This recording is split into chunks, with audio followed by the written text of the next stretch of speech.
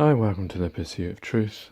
Just a quick one. There was something I saw the other day on Sky News. I recorded it and just want to play it for you, just as an example of, I know I've put many examples like this before, but just to quantify it, the reason is a lot of people, when they talk about flat Earth, when they talk about the state of the Earth, how the system is, they will defend the system. They will defend their biases and the knowledge, well, the so-called knowledge, the beliefs that they have, and they will think no bad of governments and people and leaders and all that kind of stuff, and that nefarious things don't happen. There's a lot of people that see the world in this rose-tinted way, despite, without going into too many examples. Well, I don't need to go into any examples, but we all know that the world we live in is far from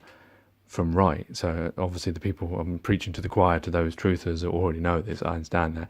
This is just for other people, just so that if they come across this, this is an example of things that happen. And yes, I know people will say, well, this is the past. It's not that far in the past, it's in the 80s.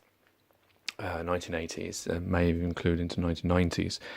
When we were considered civilized, it's not like we're talking about the 1900s or the 1800s where you could question maybe our civilization and how we were. This is after the Second World War. This is after we were claimed to be this civilized human beings that helped each other and loved each other and did the Live Aid and all that kind of stuff.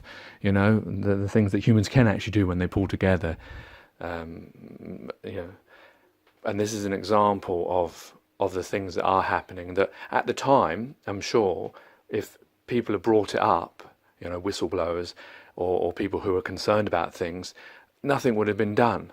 It would have been swept under the carpet, much like the alleged Jimmy Savile things and all the other things that Michael Jackson and all the other things that are coming out, the scandals of celebrities and what they've been up to, and I'm sure there's many more to come.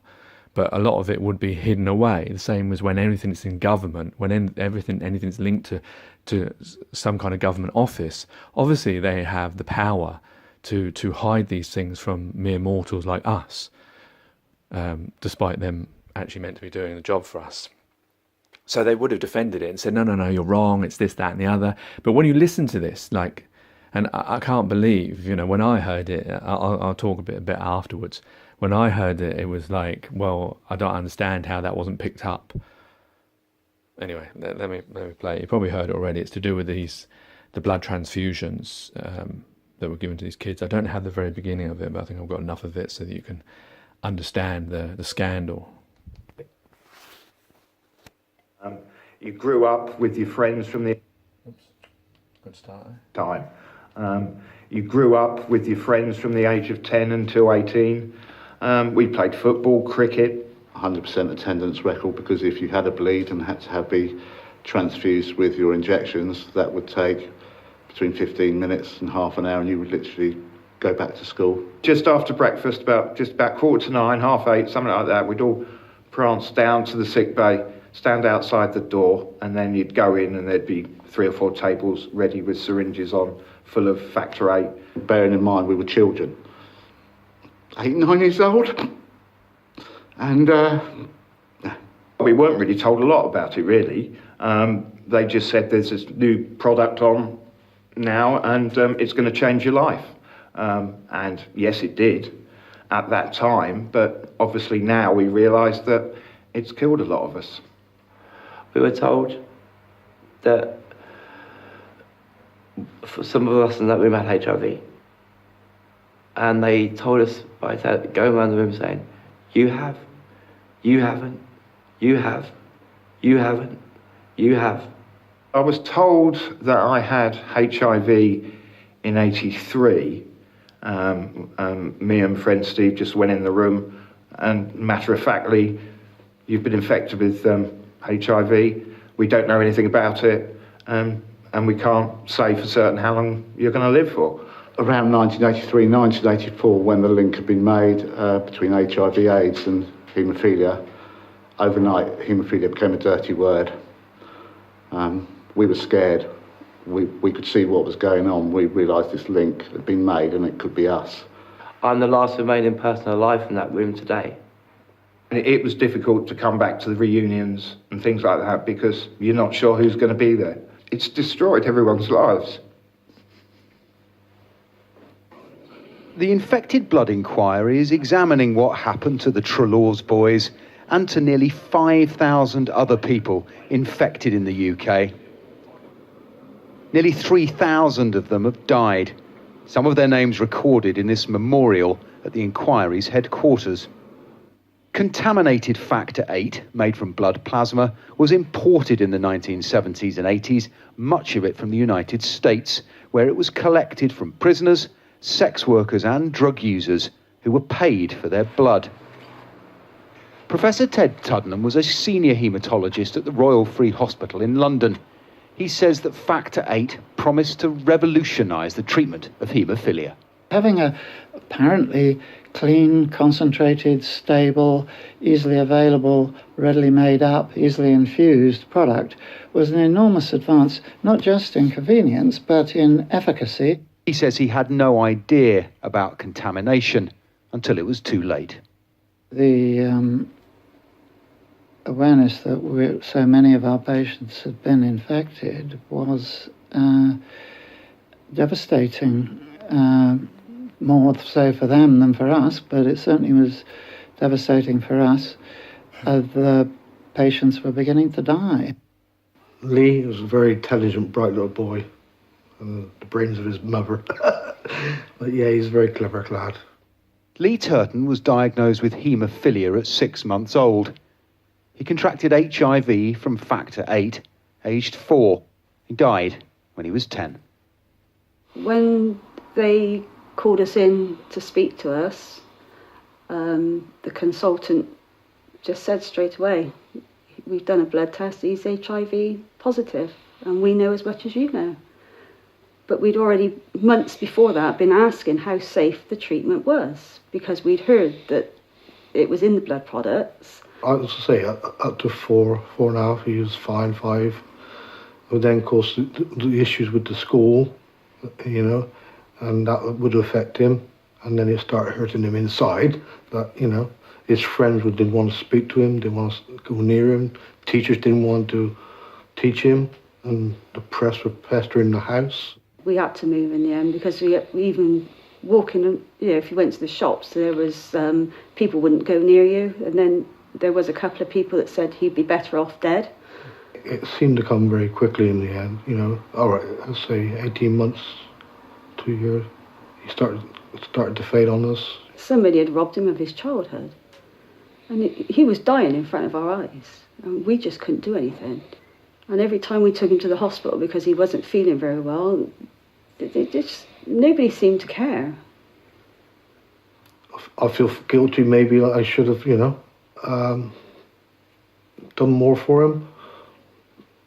We put our trust in the hospitals, the doctors, which maybe I should have asked more questions. I blame the pharmaceutical companies, I blame the civil servants, and I blame the government, because they covered it all up for profit. Establishing who was responsible for the greatest treatment scandal in the history of the NHS is a central question for the inquiry. It is a huge undertaking, the largest public inquiry ever conducted in the UK, with around 150 staff combing through records dating back 40 years and more than 1,000 witness statements.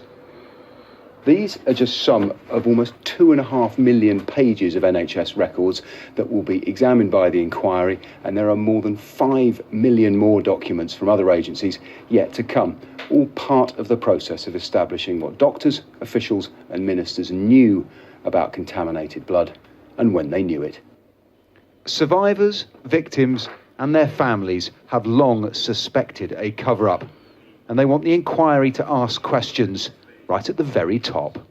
There's absolutely no doubt that former prime ministers have to be questioned as to why this happened, and the initial views taken by the Thatcher administration were carried on by by her successor, John Major. And John Major is still alive and kicking, and certainly the victims are very, very keen to see him called to give evidence and answer the questions which they feel they have wanted to ask him for the last 40 years. But there's a nice variety there. Simon Hamilton is chairman of Haemophilia Northern Ireland. He was infected with hepatitis C and has cirrhosis of the liver. Emotionally and physically on me directly, it has had a number of impacts. I'm currently going through counselling support. It's like the top of a jar being knocked off now that the public inquiry's there, and all these emotions which I thought I didn't have, or I thought I had controlled, those have come out. Every 6 months I'm tested to see if there's a tumour or the start of a tumour, which means liver cancer, and then the consequences of that. So for me, those are the realities. The reality for my family, my son, my wife, they bear the worry, and they also watch and they live with that too. So it's shared with my mother and my brothers. My twin brother ended up with liver cancer and required a transplant, and I was with him through all of that. That is something I wouldn't wish on anyone. And there are many people who've gone through that. And for them, I shed tears. And for those who did not survive, I shed tears. I'm angry, yes. I feel betrayed by those who had a responsibility of due diligence to look after people like me and those others who are not here any longer. Like every other victim, he knows this may be the best and last chance for answers. The brothers and sisters, if you like, in this process, I don't think we'll settle for another whitewash. I'm determined to find the truth, and the truth will come out. We've lost so many people. So yes, the promise and the bonds that were made, this is what this is about. The people that actually did cover up what happened should be punished. Hopefully this inquiry will give us some justice and some peace.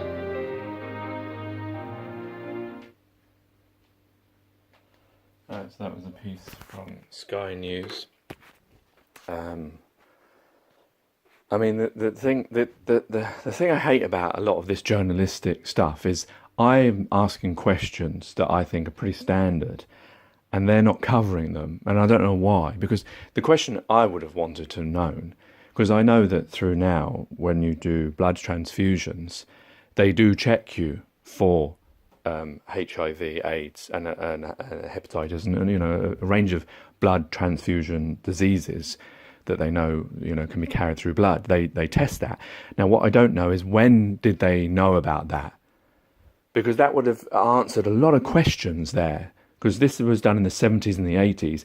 I'm pretty sure they knew about that in the 70s and 80s, but I don't know.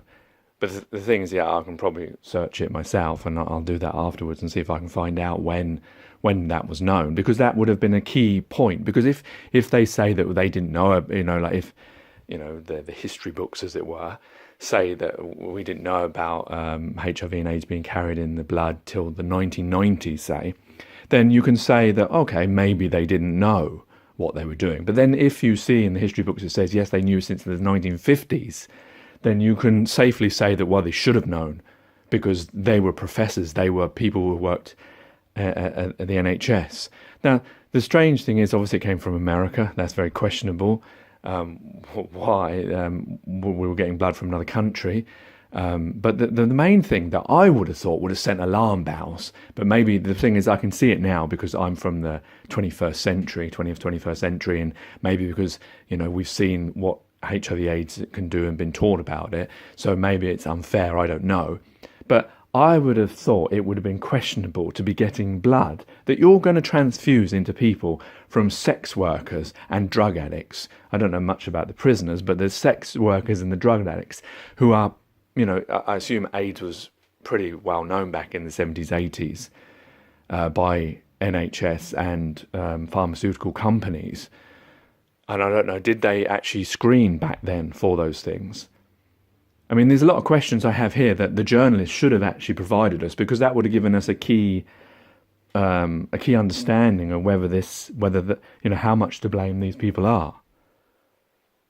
But it just seems so obvious that you wouldn't get the blood from people who maybe have a higher chance of catching these diseases. But it just goes to show you the things. This is just one example of something that's come out, and I wonder how much more of this there is. Other diseases, other conditions, other drugs that are made from pharmaceutical companies. They were suggesting, the parents said that they had knowledge of the idea that HIV could be carried through blood. So if they had that idea back at the time and they were making that question, then definitely the pharmaceutical companies, the NHS, the professors that talk about their devastation, I mean, they shouldn't even be mentioned to the devastation that they've caused. But my worry is that this investigation that's got 5 million documents or whatever is going to be just another whitewash, because the problem is it's going to be called unbiased and all that kind of rubbish that they talk about, but it'll be conducted by the government or a government agency or someone who's affiliate to a government agency or a minister, and what you're going to get is probably that there's probably going to be some links, but it won't be pinpointed at any particular people, or it'll be pinpointed to people who are already dead, like Margaret Thatcher, for example, or it'll be pinpointed to a pharmaceutical company that's long gone out of business now or been bought up by somebody else, so that they can, just say, oh, I'm really sorry about that. That was the past. We don't do those things now. We screen all this, that, and the other. But what we don't see is these are not just one example. These are numerous examples that are linked with pharmaceutical companies and with medical professions. Are these people really looking after our best benefits? Well, no, obviously they're not. Because why? Because there's money involved in all these things. And where there's money involved, there's always going to be this issue, this problem. If you're living in the UK, you're lucky because you've got the NHS, because unless you're a foreign citizen coming from another country, a so-called foreign citizen, because there's no such thing as foreign citizens, because we're all citizens of the world. That's just a label and a box that other people have made to contain us. But those are not allowed free. They have to pay for their NHS treatment if they don't have citizenship, or they don't have whatever documents they need.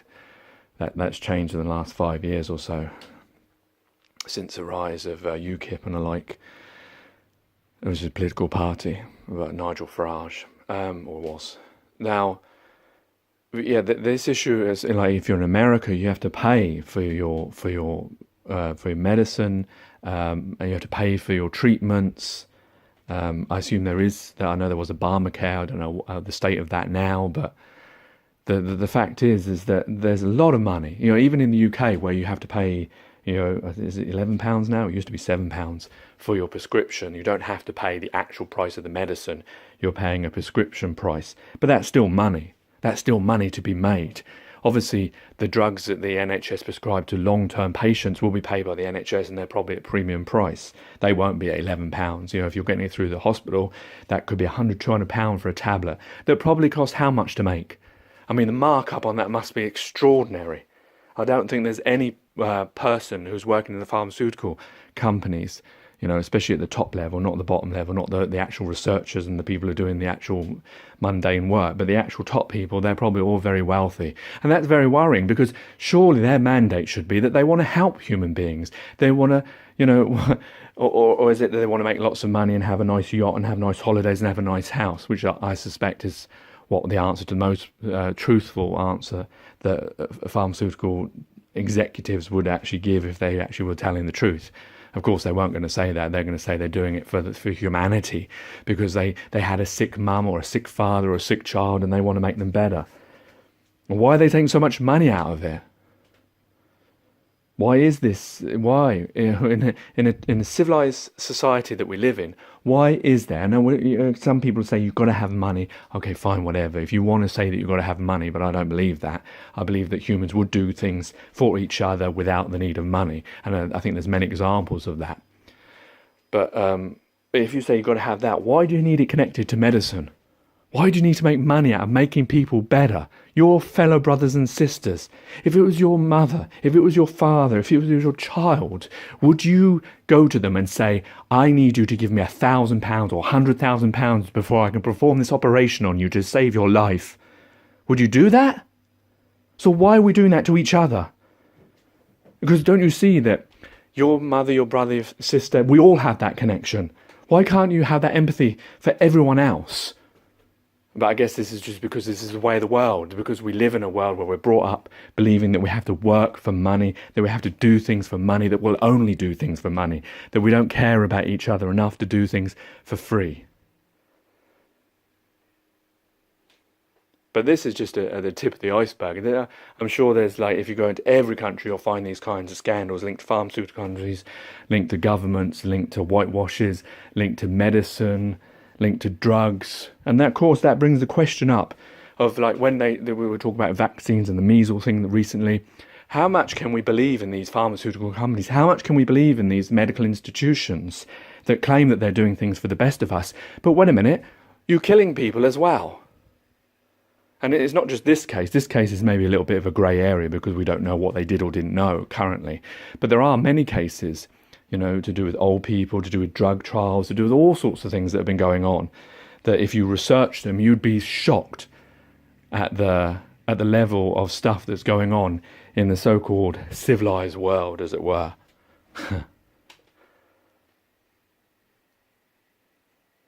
I don't know when we're going to... What's going to be necessary to wake us up from the fact that we should realise that we shouldn't need money to help each other out. I mean, it seems so sensible, it seems so logical. If you said it to another person, I'm sure most people, unless they're Ebenezer Scrooge, would say, yeah, that actually makes sense. And that's another thing, Ebenezer Scrooge. Charles Dickens told this story many years ago. It's on every Christmas around the world. But no matter how much that story tries to teach you about money, and it tries to teach you how you shouldn't put money above people, that's the key message of it. Everyone understands the movie when they see it, but why the fuck don't they live it? Why are most of us, we are Ebenezer Scrooge, we are his ghost, we are in his image of being just like him, but we pretend that we're not. We pretend that we're Jacob Marley. Is it Jacob Marley? No. We pretend, what's his name? Cratchit, Bob Cratchit. We all pretend we're Bob Cratchit, that we're the good one. We're helping out. We're giving a little bit of money to charity, this, that and the other. No, we're not. We're all Ebenezer Scrooge, majority of us. We're all in love of money. We all put money before people. It doesn't have to be your mother, brother or sister to realise that you're putting money before them. The whole of the species that you belong to are your mothers, brothers, sisters, uncles, fathers. You're all connected. You're all family. Or you want to be like Ebenezer Scrooge and just care about money over the well-being. Are there no more prisons to put them in? Are there no more... And you know the rest of the story. Anyway, take care, take it easy, God bless, and peace.